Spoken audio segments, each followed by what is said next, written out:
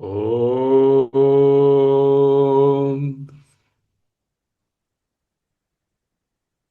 ఓం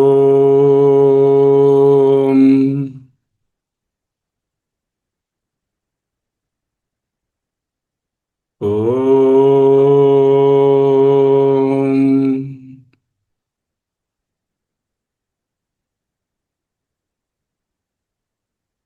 నిటారుగా కూర్చోండి. మనసుని, శరీరాన్ని కదలిక లేకుండా జాగ్రత్తగా అవతరించండి.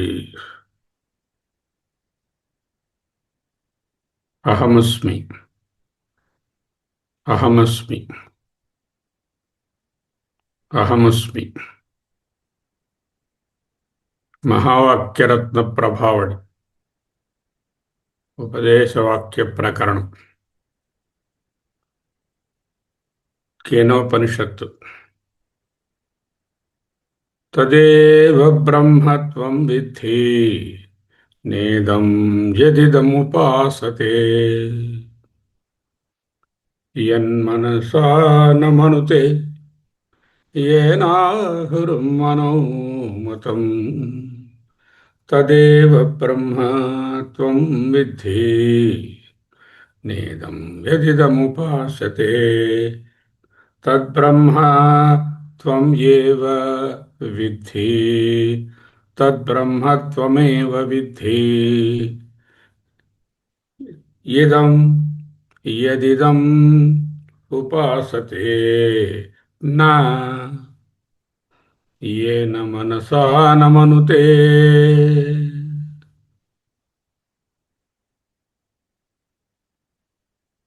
సాక్షి చైతన్యం నుండి తత్వమసి వరకు ఏదైతే మనస్సు చేత తెలుసుకోబడదో, ఏదైతే మనస్సు పని చేయడానికి శక్తి ఇస్తుందో అది సాక్షి చైతన్యం. అదేమిటి? తత్ బ్రహ్మ త్వమేవ విద్ధి తత్వమసి. సాక్షి చైతన్యం నుండి తత్వమసి వరకు. సాక్షి చైతన్యం వేరు, తత్వమసి వేరు, రెండు లేవుగా. అంటే వరకు ఏం లేదుగా. సాక్షి చైతన్యం అంటేనే తత్వమసి. కేనోపనిషత్తు బ్రహ్మతత్వాన్ని ఒక జ్ఞేయ వస్తువుగా చూపించదు. జ్ఞేయ వస్తువులన్నీ మనసుకు గోచరమవుతాయి. మనసాన మనుతే అన్నారు. వాట్ ఈజ్ మనసా మనుతే? మనసుతో తెలుసుకునేవేమిటి? ఈదం అంటే ఈ పరిధిలోకి వస్తాయి. మనస్సుకు గోచరమయ్యేవి, ఇంద్రియాలకు గోచరమయ్యేవి అన్నీ కూడా ఇదంలోకి వస్తాయి. కానీ ఈ బ్రహ్మం అనేది సమస్త జ్ఞాన ప్రవృత్తులకు ఆధారమైనటువంటి స్వయం ప్రకాశ చైతన్యము. అందువలన దానిని ఒక వస్తువుగా భావించి, ధ్యానించి, తెలుసుకొని, గ్రహించి, అనుభవించి, తప్పుడు అవగాహన, రైట్ అవగాహన అనే ప్రత్యయాలను పెట్టి చూడడం ఆత్మవిచారణలో ఒక దశ వరకు మాత్రమే ఉపకరిస్తుంది. పరమార్థ దర్శనంగా, భూత దర్శనంగా అవి కూడా అధిగమించబడవలసినవే. ఎందుకు? చిత్తత్వాత్, అవి చైతన్యము అవుట వలన. ఈ విషయాన్నే కేనోపనిషత్తు సూక్ష్మంగా రెండవ మంత్రంలో, ఇప్పుడు మంత్రంలో బోధిస్తోంది. ఏం చెప్తోంది? యన్మనసా న మనుతే ఏనాహురం మనోమతం తదేవ బ్రహ్మత్వం విద్ధి నేదం యదిదముపాసతే. దేనిని మనస్సు ఆలోచించలేదో, కానీ దేని వల్లనే మనస్సు ఆలోచించగలుగుతోందో అదే బ్రహ్మమని తెలుసుకో. అంటే మనస్సు ద్వారా ఉపాసించబడేది, అంటే ఆలోచించబడేది, సంభావించబడేది, అర్థం చేసుకోబడేది, కాగ్నైజ్ చేయబడేది బ్రహ్మము కాదు. ఎందుకు కాదు? కాగ్నైజ్ చేయబడేది అంతా కూడా జ్ఞేయము. బ్రహ్మము జ్ఞేయ వస్తువు కాదు. అయితే జ్ఞేయ వస్తువులలో బ్రహ్మం లేదా? ఎవరన్నారు? జ్ఞేయ అక్కడ ఉన్నది బ్రహ్మమే. నువ్వే దాన్ని జ్ఞేయ వస్తువు అని చెప్తున్నావు, వేరువేరుగా ఉంది అంటున్నావు. ఇందులో ఈ మంత్రంలో ఉన్నటువంటి రహస్యం అతి గంభీరమైనది. సాధారణ అనుభవంలో మనస్సే జ్ఞానానికి సాధనము, మనస్సే ఫైనలు. నేను ఏమిటి అంటే నా మనస్సు, యువర్ మైండ్ ఈజ్ అని చెప్తాం. మనసు లేకుండా ఏ విషయ జ్ఞానము కలుగదు. కనుక సాధకుడు మొదట మనస్సును శుద్ధి చేసి ఏకాగ్రం చేసి ధ్యానం ద్వారా బ్రహ్మాన్ని తెలుసుకుందాము అని భావిస్తాడు.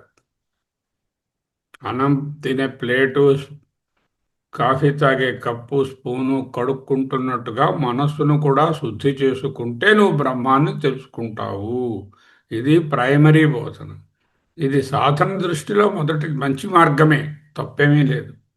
కానీ పరమార్థ దృష్టిలో ఒక సున్నితమైనటువంటి భేదాన్ని సీనియర్ విద్యార్థులుగా మీరు గ్రహించాలి. మనసు బ్రహ్మాన్ని గ్రహించలేదు.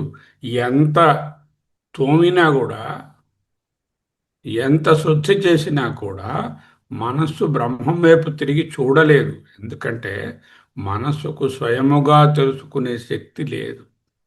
అది స్వయంగా ప్రకాశించేటటువంటిది కాదు. ఆత్మ చైతన్యంతో సహాయంతోనే అది ప్రకాశిస్తుంది. అప్పుడు ఇది ఆత్మ చైతన్యాన్ని తెలుసుకునేది ఎలా? అది జడమైనది కేవల చైతన్య స్వరూపాన్ని ఎలా తెలుసుకుంటుంది? ఆత్మ చైతన్యము యొక్క సంపర్కంతోనే, ప్రతిబింబంతోనే మనసు జ్ఞానవంతమవుతుంది. మనసులో ఉద్భవించే ప్రతి బుద్ధివృత్తి కూడా చైతన్య సాక్షి సమక్షంలోనే, సన్నిధిలోనే జరుగుతుంది. అందువలన మనస్సుకు వేరే జ్ఞానశక్తి లేదు. జ్ఞానశక్తియే మనస్సు. జ్ఞానశక్తి మనస్సు అనే దాన్ని టచ్ చేస్తే టచ్ చేయదు, అక్కర్లేదు. ఎందుకంటే జ్ఞానశక్తే మనస్సు. చిత్తత్వాత్ ఒక ముఖ్యమైన విచారణ ఉద్భవిస్తుంది. ఒక మనస్సు ఒక విషయాన్ని తెలుసుకున్నప్పుడు ఆ విషయం మనసుకు అర్థమవుతుంది, గోచరమవుతుంది. కానీ మనసు యొక్క ఉనికి, దాని చలనము, దాని ప్రవాహము ఎవరికి గోచరమవుతున్నాయి? మనసు గులాబీని చూస్తుంది, టేబుల్ని చూస్తుంది, కోతిని చూస్తుంది. మరి మనసుని ఎవరు చూస్తున్నారు? నా మనసులో ఆలోచన వచ్చింది, నా మనస్సు ప్రశాంతంగా ఉంది, నా మనస్సు చంచలంగా ఉంది అని చెప్పేది ఎవరు? ఆ మనస్సును సాక్షిగా చూస్తున్నది ఎవరు? అదే చైతన్యం, అదే నీవు. మనస్సును కూడా తెలిసేదానిగా చేసేసి అది ఆబ్జెక్ట్గా ఉంచుకొని సకల ఆబ్జెక్టులను మనసు ఎలా తెలుసుకుంటుందో, మనసు అనే దానిని కూడా ఆబ్జెక్టుగా ఏది తెలుసుకుంటుందో అదే చైతన్యము. ఇదే దృగ్దృశ్య వివేకం తెలుసుకున్నాం. కేనోపనిషత్తు సాధకుని దృష్టి బాహ్యమైనటువంటి ఉపాస్య వస్తువుల వైపు, అనుభవించబడుతున్నటువంటి విషయాలు, వస్తువులపై వైపు ఉంటుంది. ఇప్పుడు ఏం చెప్తున్నది కేనోపనిషత్తు? ఆ బాహ్య వస్తువులపై, ఉపాస్య వస్తువులపై సవిశేషమైనటువంటి జ్ఞానాన్ని కలిగించే అర్థములపై, పదార్థములపై నుండి అంతర్ముఖమైనటువంటి ఆత్మస్వరూపం వైపు త్రిప్పుతోంది. నేదం యదిదం ఉపాసతే. ఈ వాక్యము ఉపాసనను తిరస్కరించడం కాదు. నువ్వు పూజించే వినాయకుడు దేవుడు కాదని చెప్పడం లేదు. ఉపాసన ద్వారా పొందిన సిద్ధిని జ్ఞానంగా పరిపక్వం చేసుకో. వినాయక స్వామిగా ప్రతిమలో నీవు ప్రతీకగా ఉపాసిస్తున్నటువంటి చైతన్యము, నీ చైతన్యము ఒక్కటే. ఒక దేవతను, ఒక రూపాన్ని, ఒక మంత్రాన్ని, ఒక దివ్యమైన భావాన్ని ధ్యానించుచున్నప్పుడు సాధకుడి మనసు ప్రాథమిక దశలో శుద్ధి పొందుతుంది. అహంకారం క్రమంగా క్షీణిస్తుంది. కానీ ధ్యేయము అంటే తనకు భిన్నమైన వస్తువుగా విఘ్నేశ్వర స్వామి, వెంకటేశ్వర స్వామి, ఈశ్వరయ్య వేరుగా ఉన్నంతకాలము సూక్ష్మమైనటువంటి ద్వైత భావము కలిగి ఉంటుంది, మిగిలి ఉంటుంది. వ్యవహారంలోనే ఈ ద్వైత భావం కూడా. పరమార్థంగా ఆలోచిస్తే ద్వైతం నైవ అస్తి, ఆత్మా అసంగం. నేను బ్రహ్మాన్ని ధ్యానం చేస్తున్నాను, నేను ఇప్పుడు నిధిధ్యాసలో ఉన్నాను అంటే ఏమైంది? నిధిధ్యాసన వేరు, నేను వేరు అనే భావం ఉన్నది. ధ్యాత ధ్యేయము. ధ్యాత ఎవరు? అమూల్య. ధ్యాత ఎవరు? కమలమ్మ. ధ్యేయమేది? ఇదిగో పరబ్రహ్మాన్ని ధ్యేయంగా పెట్టుకుని చేస్తున్నాను. ఉపనిషత్తు ఆఖరి దశలో ధ్యాతాధ్యేయము అనే డివిజనే జరిగిపోయింది. అక్కడ ధ్యేయము అనేటటువంటి వస్తువే ధ్యాత, ధ్యాతయే ధ్యేయము. ఎందుకు? రెండు చైతన్యం వ్యాప్తితో నున్నవే కనుక చిత్తత్వాత్. ధ్యేయమైన దాన్ని ఏమంటాం? ఇది అంటాము. ఇది వెంకటేశ్వర స్వామి కోవిల, ఇది పలానా ఉపాసిస్తున్న వినాయకుడు గారు. ఇది అనేది దృశ్యం. దృశ్యమైనది అన్నటికీ ద్రష్ట అయిన ఆత్మ కానేరదు. ఇదే దృగ్దృశ్య వివేకం. If something has to be an object, it must be different from the subject. Drashta is the subject, Drishya is the object. As long as you keep the word God, God, as something different and away from you, you have a distance. And that distance is Dvaitam. కేనోపనిషత్తు ఏం చెప్తుంది? అయ్యా మహానుభావ, అది జీవోడి God లేకపోతే చైతన్యము ఆత్మ పరబ్రహ్మము ధ్యానించబడే వస్తువు కాదయ్యా. ఆ నీ ధ్యానానికి శక్తినిచ్చే చైతన్యమైన నీవే. ఈ చైతన్యమే అది, ఆ చైతన్యమే ఇది. అహం ఇదం యొక్క విచారణ యొక్క పరిపక్వత. ఏమిటి? రెండు పదాలు ఉన్నాయి. అహం, నేను ఏం చేస్తున్నాను? పూజిస్తున్నాను, ధ్యానిస్తున్నాను, మనసు సర్ఫ్ పెట్టి కడుక్కుంటున్నాను. ఇదం, ఇదిగో పూజించబడే వస్తువు, దేవత, ఫోటో, విగ్రహము, కోవిల, మనసు. ఇదం, దీన్ని నేను సర్ఫ్తో కడుగుతున్నాను. Sorry, that you cannot do, because ఏదైతే ఇదం అంటున్నావో అదే అహం. అహమేవ అహం, అహమేవ ఇదం, అహమేవ ఇదం. తద్బ్రహ్మ త్వమసి, తద్బ్రహ్మత్వం, తత్వమసి. అహమేవ ఇదం, ఇదమేవ అహం. రెండు లేవు. సాధారణంగా జీవుడు నేను చూస్తున్నాను, నేను వింటున్నాను, నేను మాట్లాడుతున్నాను అని భావిస్తాడు. కానీ విచారణ చేస్తే చూపు అనే ఇంద్రియ వ్యాపారము కూడా నాకు తెలిసినది కదా, తెలుస్తోంది కదా, నేను చూస్తున్నానండి, నేను వింటున్నాననే భావన తెలుస్తుంది కదా. శ్రోత్రము కూడా ఒక సాధనము మాత్రమే. నేను ఆలోచిస్తున్నాను, నేను నిశ్చయించాను అనేటటువంటి మాటలు కూడా తెలుస్తున్నాయి కదా. తెలిసేది ఏదైనా సరే తెలుసుకుంటున్నటువంటి ద్రష్ట కానేరదు. అయితే సమస్త ఉపకరణములకు సాక్షిగా ఉన్నది అదే త్వం విద్ధి. దానిని నీవని తెలుసుకో. ఏమిటా అది? అదే బ్రహ్మము. అహం ఇదం, అహం ఇదం మధ్య వ్యత్యాసం సమసిపోతుంది. సకల ఇదములు ఆ అహమే అని తెలుస్తుంది. అప్పుడు ఆ అహం వచ్చి ఇదాన్ని తెలుసుకునే ఒక ప్రత్యేకమైన ప్రక్రియ ఉండదు. అహం ఇదాన్ని స్పృశించనక్కరలేదు. మట్టిపోయి కొండని స్పృశించనక్కరలేదు. ఎందుకు? కొండంటూ వేరే లేదుగా, అది మట్టియే కదా. ఈ ఆత్మ చైతన్యము, బ్రహ్మ, ప్రత్యేగాత్మ, సాక్షి అని వేర్వేరు పదాలతో మనము తెలుసుకుంటున్నటువంటి ఈ సర్వము తెలుసుకునే వస్తువు కాదు, తెలుసుకోబడేది కాదు, తెలుసుకుంటున్న నేను. ఈ ప్రత్యేగాత్మను కేనోపనిషత్తు వేరెక్కడో వెతకమని చెప్పడం లేదు. ఏం చెప్తుంది? తద్బ్రహ్మ త్వం విద్ధి.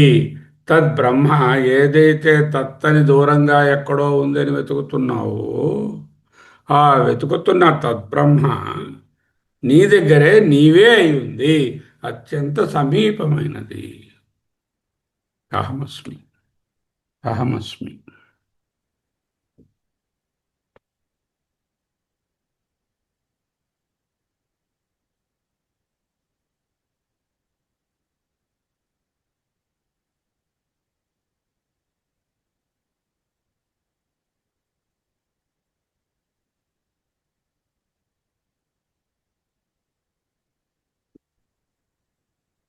ఉపనిషత్తు ఏం చెప్తుంది? తద్దూరే తద్వంతికే. నువ్వు బ్రహ్మాన్ని చేయ వస్తువుగా చూస్తున్నంత కాలం చాలా దూరంగా ఉంది. 7 కొండలు ఎక్కితే గాని దొరకదు. తద్వంతికే, అది చెప్పలేనంత దగ్గరగా ఉంది. అంటే నీవే అయి ఉంది. ఎప్పుడు ధ్యానము ధ్యేయము మెర్జ్ అయిపోయినప్పుడు. మత్స్థాని సర్వభూతాని నచ మత్స్థాని భూతాని. నాయందే భూతములన్నీ ఉన్నవి. ఎప్పుడు భూతములన్నీ వేర్వేరనే భావంలో ఉన్నప్పుడు. యుక్తి దర్శనాత్. నాయందు ఏ భూతములు లేవు. ఎప్పుడు పరమార్థ దర్శనాత్. There is no differentiation. ఉన్నది ఒక్క ఏకాండీ చైతన్యము, ప్రజ్ఞాన ఘనమే ఉన్నది. అయితే ఈ డిఫరెన్సియేషన్ అంతా వ్యవహారంగా యుక్తి దర్శనాత్ కనబడుతుంది. నేను వ్యవహార దర్శనంతో ఆగిపోతానా? పరమార్థ దర్శనం వరకు వెళ్ళి ఆ అహం ఇదం ఒక్కటే అని తెలుసుకుంటానా? తజేజతి, అది వెళ్తుంది, అది నడుస్తుంది.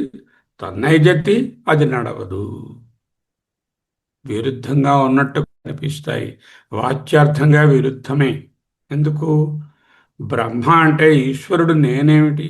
ఈశ్వరుడు అనేది సర్వజ్ఞుడు, జీవుడు అనేది అల్పజ్ఞుడు. ఈ రెండు ఒకటి అవలేవు.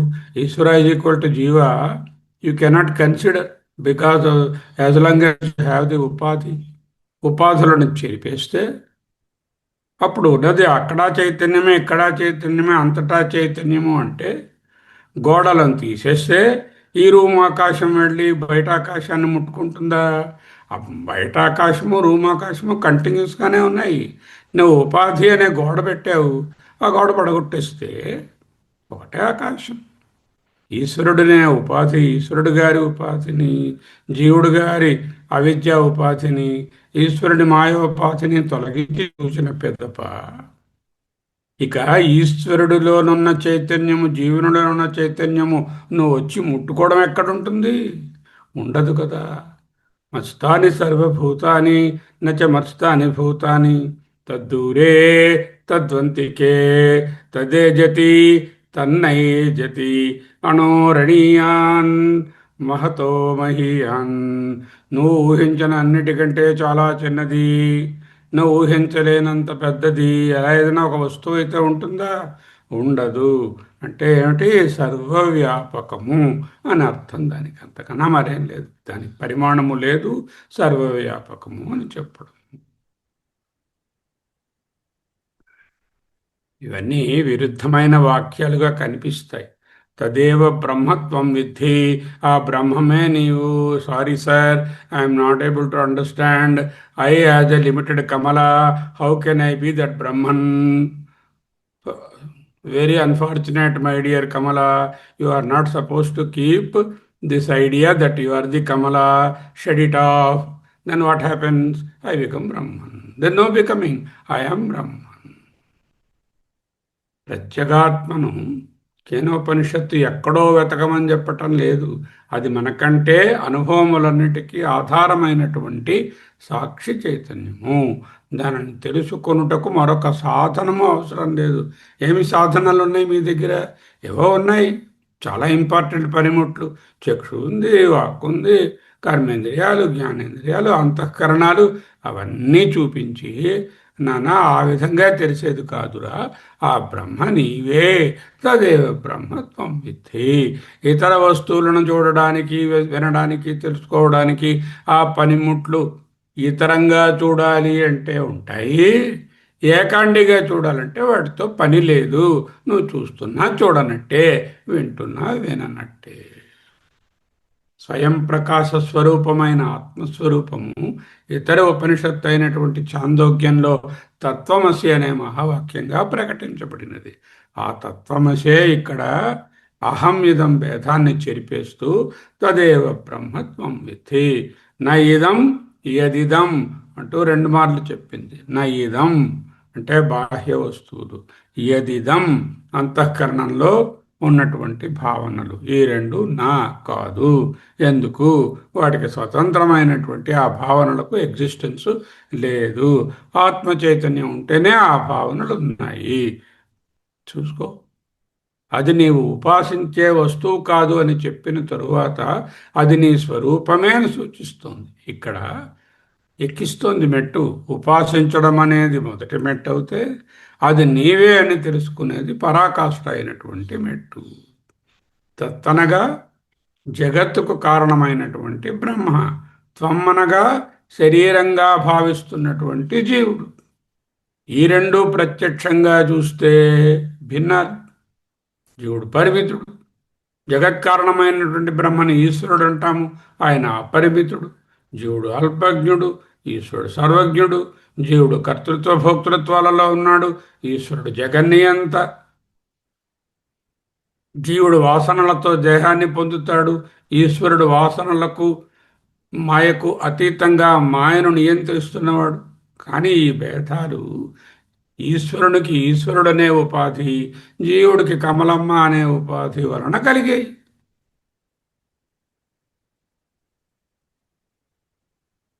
జీవుని ఉపాధి ముఖ్యంగా ఏమిటి? అంతఃకరణం, మనస్సు, అవిద్య.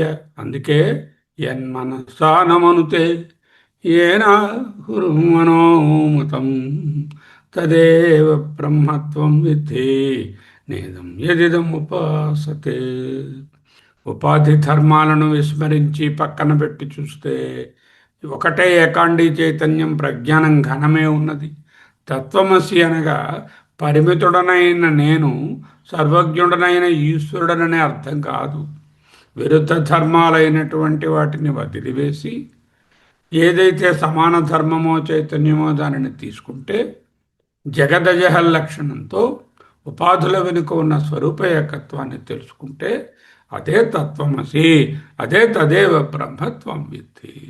తత్వమసికి తద్బ్రహ్మత్వం విద్ధికి ఏమి తేడా లేదు. విద్ధి అంటే గ్రహించు, అసి అంటే అయి ఉన్నావు, రెండు ఒక్కటే. వివేక చూడామణిలో ఆచార్యులు ఇదే విషయాన్ని దృగ్దృశ్య వివేకంగా వివరించారు. దేహం నుండి ఆనందమయ కోశం వరకు అన్నీ దృశ్యములు. అందుకే మయములు అన్నాం. దృశ్యమైనది ఆత్మ కాదు, అన్నిటికీ సాక్షిగా ఉన్నదే బ్రహ్మస్వరూపమే ఆత్మ. కేనోపనిషత్తు చెప్పిన ఏన మనుతే అనే భావమే వివేక చూడావణిలో దృశ్య విలక్షణం ద్రష్టారం. ద్రష్టారం చూచేవాడు, సబ్జెక్టు. దృశ్య విలక్షణం, దృశ్యము కంటే వేరైన వాడు అనే విచారణగా వస్తుంది. ఈ జ్ఞానము కలిగినప్పుడు జగత్తు నశించదు. ఉన్న జగత్తు ఎక్కడికి పోదు, టేబుల్ అలాగే ఉంటుంది. శరీరము తన వ్యవహారాన్ని కొనసాగిస్తుంది. మనసు వృత్తులను కలిగి ఉంటుంది. ఇంద్రియాల విషయాలలో ప్రవర్తిస్తాయి. కానీ వాటితో ఏర్పడిన నేను ఇదే అనేటటువంటి అవిద్య అభిమానము తొలగిపోతుంది. ఇది నాది అనే గట్టి అధ్యాస పటాపంచలవుతుంది. ఇదే జీవన్ముక్తి. వాక్కు పలుకుతున్నది కాదు, వాక్కుకు పలుకుతున్న వాక్ కాదు. వాక్కుకు శక్తినిచ్చేది నేను. మనసు ఆలోచిస్తున్నది నేను కాదు, మనస్సుకు ప్రకాశం ఇచ్చేది నేను. చక్షువుతో నేను చూస్తున్నది నేను కాదు, దృష్టికి ఆధారమైన చైతన్యమే నేను. వింటున్న అంశములు నేను కాదు, ఆ శ్రవణానికి సాక్షి అయిన స్వరూపమే నేను. ఇప్పుడు భావించండి.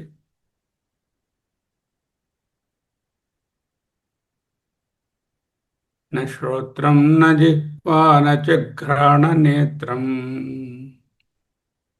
న చ వ్యోమ భూమిర్న తేజో న వాయు చిదానందరూప శివోహం శివోహం మనోబుద్ధ్యహంకార చిత్తాని నాహం మనోబుద్ధ్యహంకార చిత్తాని నాహం న శ్రోత్రం న జిహ్వా న చఘ్రాణనేత్రం న భూమిర్న తేజో న వాయుః చిదానందరూప శివోహం శివోహం శివోహం శివోహం. కేనోపనిషత్తు యొక్క అంతిమ సందేశం ఈ మంత్రం ద్వారా ఏమిటి? నీవు ఉపాసించే ఏ వస్తువు పరబ్రహ్మము కాదు. ఎందుకు? ఉపాసించే అంటే తెలుసుకునే, అనుభవించే అని అర్థం, పూజించే అని అర్థం. ఎందుకు? అది ఇదిగా తెలుస్తుంది, దానిని ఇదం అంటున్నారు. నీవు తెలుసుకున్నది ఏది?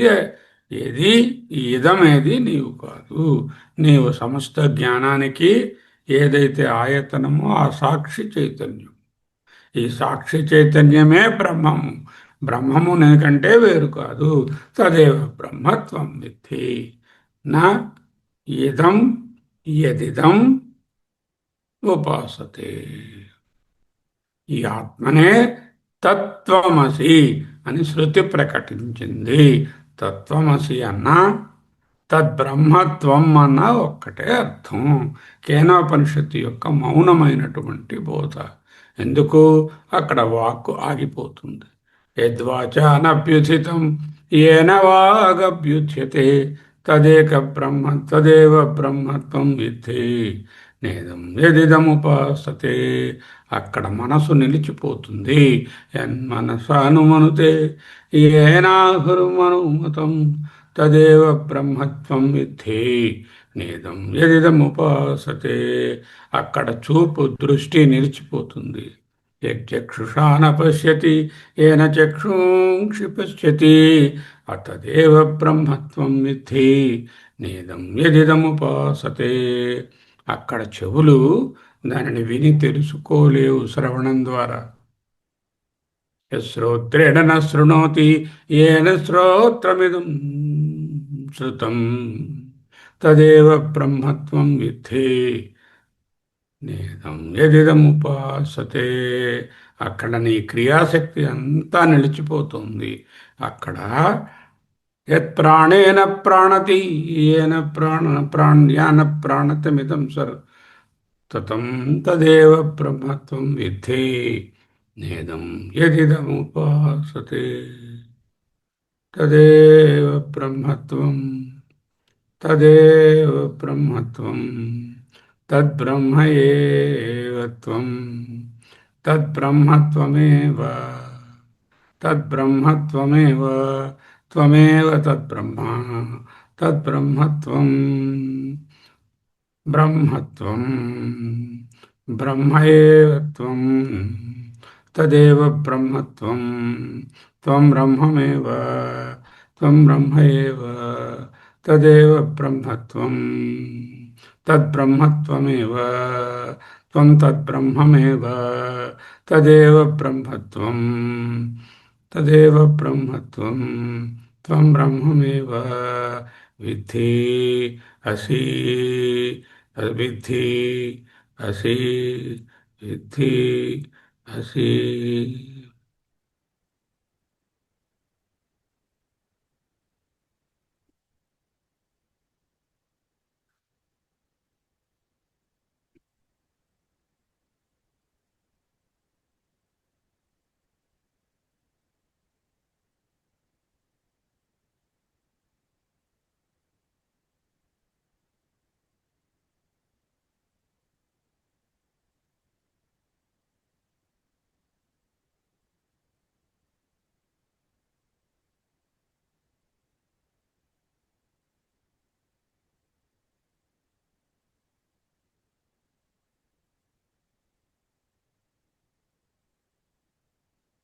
ప్రపంచోపశమం శాంతం శివం అద్వైతం త్వమేవ.